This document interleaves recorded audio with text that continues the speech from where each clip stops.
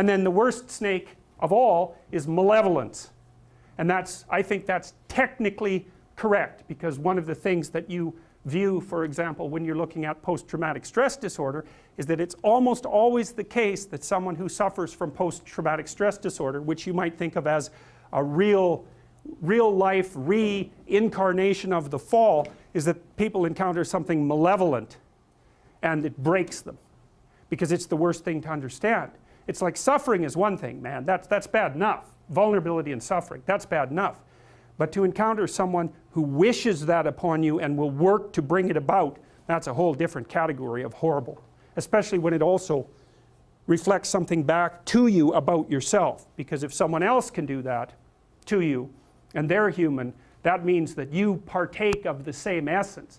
Strangely enough, that's actually the cure to some degree to post-traumatic stress disorder. Is that, like, if you've been victimized, you're naive and you've been victimized, the way out of that is to no longer be naive and to no longer be victimized. And that means that you see this reflected in the Harry Potter idea, for example, that the reason that Harry Potter can withstand Voldemort is because he's got a piece of him, right? He's been touched by it. And the way that you keep the psychopaths at bay is to develop the inner psychopath so that you know one when you see one. Right, and then, but that's a voluntary thing. So it's like a set of tools that you have at your disposal, which is full knowledge of evil. And that does, Nietzsche said, if you look into an abyss for too long, you risk having the abyss gaze back into you, right?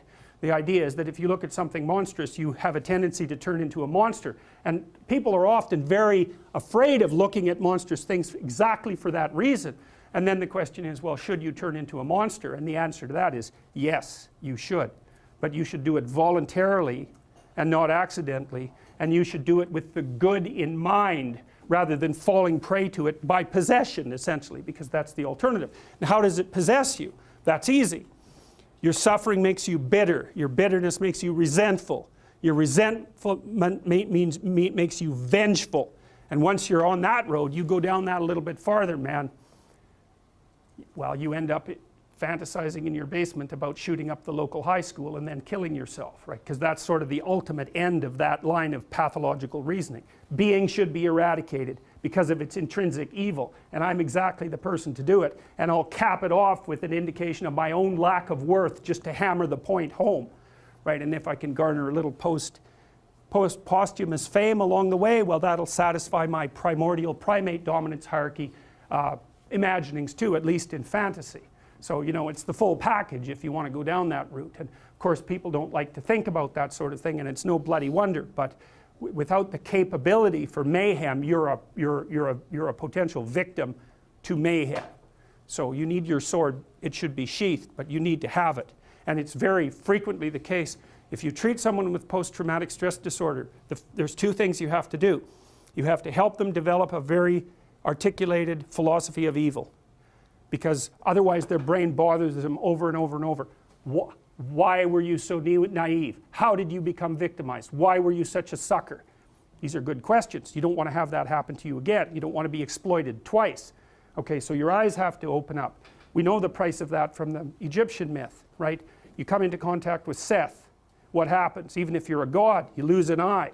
It's no joke, man. It's no joke. And then the cure for that is the movement down into the underworld and the revitalization of the Father. That's the identification with the force that created culture, right? And that then there's you and that together. Then you can withstand malevolence. Maybe you can withstand tragedy and malevolence. And then that's the whole secret, right? Because that's what you want in life. You need to be able to withstand tragedy, and you need to be able to withstand malevolence, because those are the forces that are always working against you. And so this is associated with the Jungian idea of incorporation of the shadow, right? You have to be, we know this, God, we know how predators work with regards to children even.